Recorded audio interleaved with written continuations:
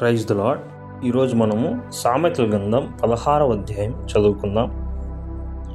హృదయాలోచనలు మనుష్యుని వశము, చక్కని ప్రత్యుత్తరం ఇచ్చుటకు యెహోవా వలన కలుగును. ఒకని నడతలన్నీయు వాని దృష్టికి నిర్దోషములుగా కనబడును. యెహోవా ఆత్మలను పరిశోధించును.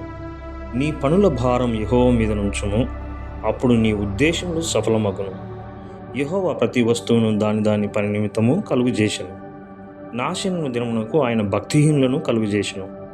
గర్వహృదయులందరూ యెహోవాకు హేయులు, నిశ్చయంగా వారు శిక్షనొందుదురు. కృపా సత్యము వలన దోషమునకు ప్రాయశ్చిత్తము కలుగును. యెహోవా యందు భయభక్తులు కలిగినట వలన మనుషులు చెడుతనం నుండి తొలగిపోవుదురు. ఒకని ప్రవర్తన యెహోవాకు ప్రీతికరమగునప్పుడు ఆయన వాని శత్రువులను సహా వానికి మిత్రులుగా చేయును. అన్యాయము చేత కలిగిన గొప్ప వచ్చుబడి కంటే నీతితో కూడిన కొంచెమే శ్రేష్టం.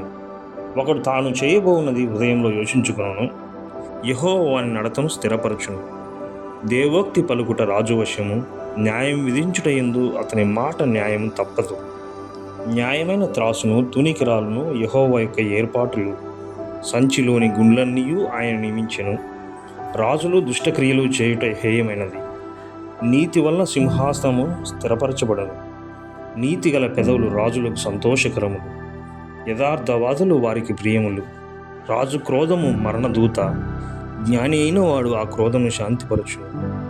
రాజుల ముఖ ప్రకాశము వలన జీవము కలుగును, వారి కటాక్షము కడవరి వానముప్పు. అపరంజిని సంపాదించుట కంటే జ్ఞానమును సంపాదించుట ఎంతో శ్రేష్టం. వెండిని సంపాదించుట కంటే తెలివిని సంపాదించుట ఎంతో మేలు. చెడుతనము విడచి నడుచుటయే యథార్థవంతులకు రాజమార్గం.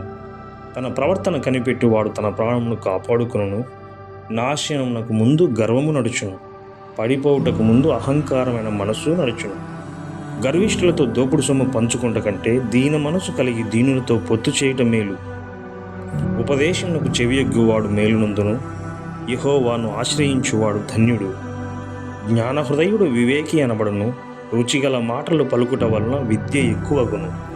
తెలివిగల వానికి వాని తెలివి జీవపు ఊట, మూఢులకు వారి మూఢత్వమే శిక్ష. జ్ఞానుని హృదయము వాని నోటికి తెలివి కలిగించును, వాని పెదవులకు విద్య విస్తరింపచేయును. ఇంపైన మాటలు తేనె పట్టు వంటివి, అవి ప్రాణమునకు మధురమైనవి, ఎముకలకు ఆరోగ్యకరమైనవి. ఒకని మార్గం వాని దృష్టికి యథార్థంగా కనబడును, అయినను తుదకు అది మరణమునకు చేరును. కష్టము చేయు వాని ఆకలి వాని కొరకు వాని చేత కష్టము చేయించును, వాని కడుపు వానిని తొందర పెట్టును.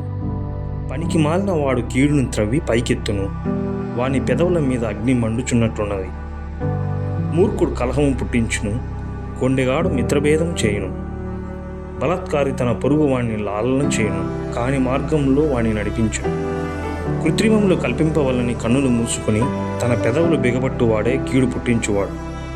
నెరసిన వెంట్రుకలు సొగసైన కిరీటము, అవి నీతి ప్రవర్తన గల వానికి కలిగి ఉండును. పరాక్రమశాలి కంటే దీర్ఘశాంతం గలవాడు శ్రేష్ఠుడు. పట్టణము పట్టుకుని వాని కంటే తన మనస్సును స్వాధీనపరుచుకున్నవాడు శ్రేష్ఠుడు. చీట్లు ఒడిలో వేయబడును, వాటి వలన తీర్పు యెహోవా వశం. ఇంతటితో సామెతల గ్రంథం 16వ అధ్యాయం సమాప్తం. Praise the Lord. ఆమేన్.